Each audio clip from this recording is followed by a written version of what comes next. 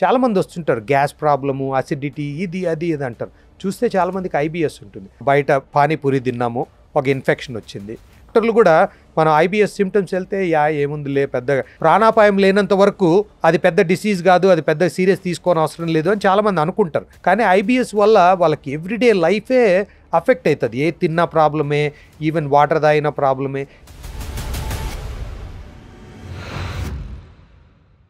IBS గురించి మాట్లాడుకున్నాం sir. Irritable bowel syndrome అంటే పేరులోనే ఉంది. ఇరిటబుల్ అంటే మన బౌల్స్ తొందరగా ఇరిటేట్ అవుతాయి అన్నమాట. అంటే చాలా సెన్సిటివ్గా ఉంటాయి. ఏ కొంచెము తేడా వచ్చినా, స్ట్రెస్ లెవెల్ తేడా వచ్చినా, ఫుడ్ తేడా వచ్చినా. బౌల్ అంటే మన కడుపు అని అనుకోవాలా?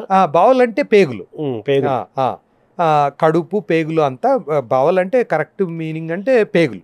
సో దాంతో ఇప్పుడు ఇరిటబుల్ బౌల్ ఉండేవాళ్ళు, అది ఎంత కామన్ అంటే, నేను బుక్ రాసింది కూడా అందుకే. అది చాలా కామన్. మనకు చాలామందికి తెలియదు మనకి ఇరిటబుల్ బౌల్ సిండ్రోమ్ ఉందని. చాలామంది వస్తుంటారు, గ్యాస్ ప్రాబ్లము, అసిడిటీ, ఇది అది ఇది అంటారు. చూస్తే చాలామందికి ఐబిఎస్ ఉంటుంది. మనం వరల్డ్ పాపులేషన్ చూసుకుంటే, ఇండియా వాళ్ళు కానీ అమెరికా వాళ్ళు కానీ, ఇరిటబుల్ బౌల్ సిండ్రోము నలుగురిలో ఒక్కరినన్నా అఫెక్ట్ చేస్తుంది. 25 to 30% of the world population irritable bowel syndrome. అంటే ఏమేమి ఉంటాయి సార్ ఐబిఎస్లో? ఐబిఎస్లో ఒకటి కడుపు నొప్పి ఉంటుంది, రెండోది డయేరియా ఉంటుంది, మలబద్ధకం ఉంటుంది, మూడోది కాన్స్టిపేషన్, తర్వాత బ్లోటింగ్. ఈ 4 సింప్టమ్స్. కడుపు ఉబ్బటమా? ఉబ్బడం, అవును. గ్యాస్ ఎక్కువ ఫామ్ అవ్వడము, గ్యాస్ ఎక్కువ పాస్ చేయడము, ఇదంతా. ఈ 4 ఉంటాయి. 4 ఉండాల్సిన అవసరం లేదు. కొంతమందికి కడుపు నొప్పి, మలబద్ధకము, బ్లోటింగ్ ఉండొచ్చు, కొంతమంది కడుపు నొప్పి, డయేరియా ఉండొచ్చు, ఇవన్నీ.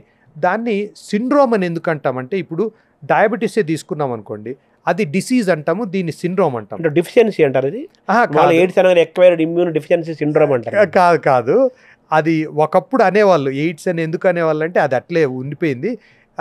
సిండ్రోమ్కు డిసీజ్కు తేడా ఏమంటే, డిసీజ్ అంటే ఒక్క డిసీజ్ విత్ డెఫినెట్ కాజ్ అనమాట. ఇప్పుడు డయాబెటీస్ తీసుకుంటే ఇంతమంది అన్నట్టు ఇన్సులిన్ తగ్గితే డయాబెటీస్ వస్తుంది, అది మనకు క్లియర్గా తెలుసు, అందుకు దాన్ని డిసీజ్ అంటాం.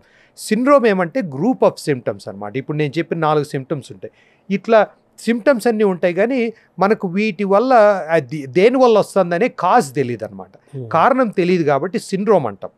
ఒకసారి తెలియకపోతే సిండ్రోమ్, అవును. ఒక గ్రూప్ ఆఫ్ సిమ్టమ్స్ ఉండి దానికి కారణం తెలియకపోతే సిండ్రోమ్ అంటాం. ఎయిడ్స్ మొదట్లో వచ్చినప్పుడు, ఇంకా వైరస్ కనిపెట్టినప్పుడు ఎయిడ్స్ సిండ్రోమ్ అని అప్పటికి వచ్చేసింది. ఇప్పుడు ఎయిడ్స్ అనేది వాడే తక్కువ అయిపోయింది, ఎందుకంటే మనకు దాని గురించి చాలా బాగా తెలుసు కాబట్టి. ఇప్పుడు హెచ్ఐవి ఇన్ఫెక్షన్ అంటాం, అంతే. డిసీజ్లోకి వచ్చింది. ఇరిటబుల్ బౌల్ సిండ్రోము అదే చెప్పాను కదా, ఈ సిమ్టమ్స్ ఉంటాయి. ఇది ఇంత కామన్ కాబట్టే బుక్ రాసింది, ఎందుకంటే చాలామందికి అవేర్నెస్ ఉండదు అనమాట. ఇరిటబుల్ బౌల్ సిండ్రోమ్ ఎందుకు వస్తుందంటే, కరెక్ట్గా రీజన్ అయితే తెలియదు, అందుకే సిండ్రోమ్ అంటున్నాము. కానీ చాలా ట్రిగ్గర్స్ ఉంటాయన్నమాట. ట్రిగ్గర్ అంటే దానివల్ల స్టార్ట్ కావచ్చు. ఒకటి, మనకి ఎప్పుడైనా ఇన్ఫెక్షన్ వచ్చిందనుకోండి, మనము బయట పానీపూరి తిన్నాము, ఒక ఇన్ఫెక్షన్ వచ్చింది, దాంతో మనకు ఒక డయేరియా, అబ్డామినల్ పెయిన్ ఒక 2-3 రోజులు ఉండి తగ్గిపోతుంది. అది తగ్గిపోయిన తర్వాత కూడా ఈ బౌల్ అనేది, ఈ వామిటింగ్స్ కూడా వస్తుంటాయి కదా. వామిటింగ్స్ కూడా అంటే ఇన్ఫెక్షన్ ఉంటే వస్తుంది. ఇరిటబుల్ బౌల్ సిండ్రోమ్లో జనరల్గా వామిటింగ్ ఉండదు, కడుపు నొప్పి ఉంటుంది, డయేరియా ఇవన్నీ ఉంటాయి. కానీ ఇన్ఫెక్షన్ వచ్చిన తర్వాత దాన్ని పోస్ట్ ఇన్ఫెక్షస్ ఐబిఎస్ అంటాం. అంటే ఇన్ఫెక్షన్ వచ్చిన తర్వాత, ఇన్ఫెక్షన్ ఏమో వెళ్ళిపోయి ఉంటుంది, కానీ ఆ బౌల్స్ ఆ కొట్టిన దెబ్బకు ఇంకా రికవర్ కాకుండా ఐబిఎస్గా మారుతుంది అనమాట. అది పోస్ట్ ఇన్ఫెక్షస్ ఐబిఎస్ అంటాం. అది ఒక రీజన్ అనమాట. తర్వాత ఇంకోటి, మనకు చైల్డ్హుడ్లో ఏదన్నా ట్రామా, ఏదన్నా అబ్యూస్ కానీ ఇట్లాంటివి ఉన్నాయనుకోండి, చాలా కష్టమైన చైల్డ్హుడ్ ఉందంటే దాంతో కూడా మనకు లేటర్ ఆన్ లైఫ్లో ఇరిటబుల్ బౌల్ సిండ్రోమ్ రావచ్చు. తర్వాత మనం ఫుడ్ హ్యాబిట్స్ చాలా బ్యాడ్గా తిన్నామనుకోండి, దానివల్ల ఇరిటబుల్ బౌల్ సిండ్రోమ్ రావచ్చు. ఇవన్నీ మైక్రోబయోమ్ చాలా ఇంపార్టెంట్. ఆ తేడా వచ్చిందనుకోండి, బ్యాడ్ బ్యాక్టీరియా పెరిగే కొద్దీ ఐబిఎస్ వచ్చే ఛాన్స్. మైక్రోబయోమ్ అంటే బ్యాడ్ బ్యాక్టీరియానే. మైక్రోబయోమ్ అంటే బ్యాక్టీరియా, వైరస్, మన ఉన్న జీర్ణ వ్యవస్థలో ఉన్న ప్రాణులందరినీ కలిపి మైక్రోబయోమ్ అంటాం. ఎందుకంటే అన్ని బయోమ్ అంటే జీవము, మైక్రో అంటే మైక్రోస్కాపిక్ అంటే మన కంటికి కనిపించని సూక్ష్మజీవులు అంటారు. సూక్ష్మజీవులను మైక్రోబయోమ్ అంటాం. అది తేడా వస్తుంది. మెయిన్గా బ్యాక్టీరియా ఉంటుంది, కొన్ని వైరసెస్, ఫంగస్ అవన్నీ ఉంటాయి. ఈ బ్యాక్టీరియా కూడా తేడా వస్తే ఇరిటబుల్ బౌల్ సిండ్రోమ్ వచ్చే ఛాన్స్ ఉంది.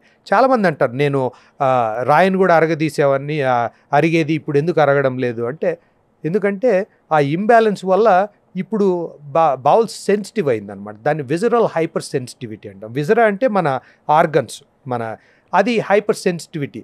కొంచెం ఏదైనా తేడా వచ్చినా దానివల్ల ఐబిఎస్ వస్తుంది. ఐబిఎస్ అనేది క్యూర్ లేదు. ఇది ఎనీథింగ్ క్రానిక్ కండిషన్. ఇప్పుడు డయాబెటీస్ ఎట్లా క్యూర్ లేదో, హై బ్లడ్ ప్రెషర్ క్యూర్ లేదో, ఇరిటబుల్ బౌల్ సిండ్రోమ్ కూడా క్యూరబుల్ లేదు, కానీ ఇట్స్ ట్రీటబుల్, ఇట్స్ మేనేజబుల్. అది నేను అందరికి అదే చెప్తా. ఒకటి, ఐబిఎస్ వల్ల ఇది ప్రాణాంతకం కాదు, అది ఒకటి మంచి.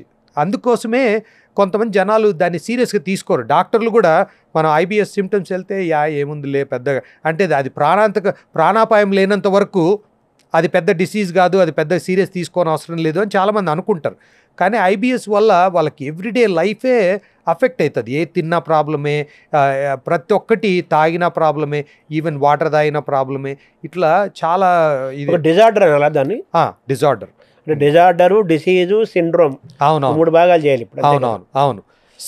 ఇది డిసీజ్ అయినా సిండ్రోమ్ అయినా ఒక డిజార్డరే, ఎందుకంటే అది నార్మల్ కాదు. It's not in order, it's disorder. కానీ దానివల్ల లైఫే చాలా మారిపోతుంది. ఎట్లా ఏం తినాలన్న టెన్షన్ ఉంటుంది. కాబట్టి దాన్ని కొంచెం సీరియస్గా తీసుకొని మేనేజ్ చేయగలిగితే చాలా క్వాలిటీ ఆఫ్ లైఫ్ చాలా ఇంప్రూవ్ అవుతుంది అనమాట. 24 hours స్టమక్ ఏక్ అనేది అది బాగా వినపడేది ఆ మధ్యకాలంలో. ఈ మధ్య కొంచెం తగ్గింది, ఇప్పుడు కూడా వస్తుంది.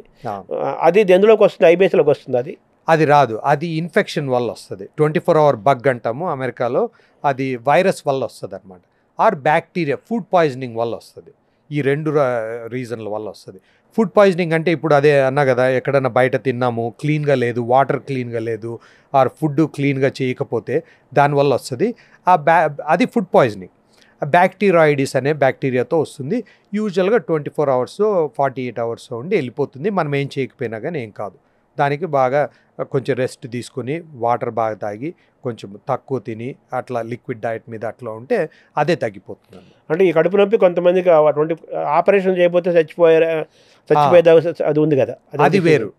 అది దానివల్ల అంటే అది మనము 24 hour ఇన్ఫెక్షనా లేకపోతే ఇంకా ఏదైనా సీరియస్ అనేది మనము చూసుకోవాలి. ఇప్పుడు సడన్గా ఫీవర్ వచ్చింది, కడుపు నొప్పి చాలా ఉంది, డాక్టర్ని చూడాల్సి వస్తుంది. ఎందుకంటే అది 24 hour ఇన్ఫెక్షను, అపెండిసైటిస్ కూడా ఉండొచ్చు కదా, గాల్ బ్లాడర్ ప్రాబ్లం ఉండొచ్చు, లేకపోతే ఇంకేదైనా ఇన్ఫెక్షన్ ఉండొచ్చు, ఆపరేషన్ అవసరం రావచ్చు. అందుకు డాక్టర్ని చూడాలి. యూజువల్గా ఎట్లుంటుందంటే ఫీవరు, చిల్స్ అంటే బాగా చలి, వణుకుడు జ్వరం వచ్చిందనుకోండి, డెఫినెట్గా చూపించుకోవాలి. డాక్టర్ దగ్గరికి వెళ్ళి అట్లీస్ట్ మనము ఎగ్జామిన్ చేసుకుని బ్లడ్ టెస్ట్లు ఏదన్నా ఒకసారి అల్ట్రాసౌండో సిటీ స్కానో ఏదో తీయాల్సి వస్తుంది. అపెండిసైటిస్ ఎందులోకి వస్తుంది సార్? అపెండిసైటిస్ టోటల్గా డిఫరెంట్ ప్రాబ్లమ్. నా సబ్జెక్టే, కానీ అది టోటలీ డిఫరెంట్ డిజార్డర్. అది కూడా డిజార్డరే. దాంతో అపెండిక్స్ అనేది మనకు అందరికీ ఉంటుంది. అది వెస్టిజియల్ ఆర్గన్ అంటాం, అంటే దాంతో ఉపయోగం లేదు.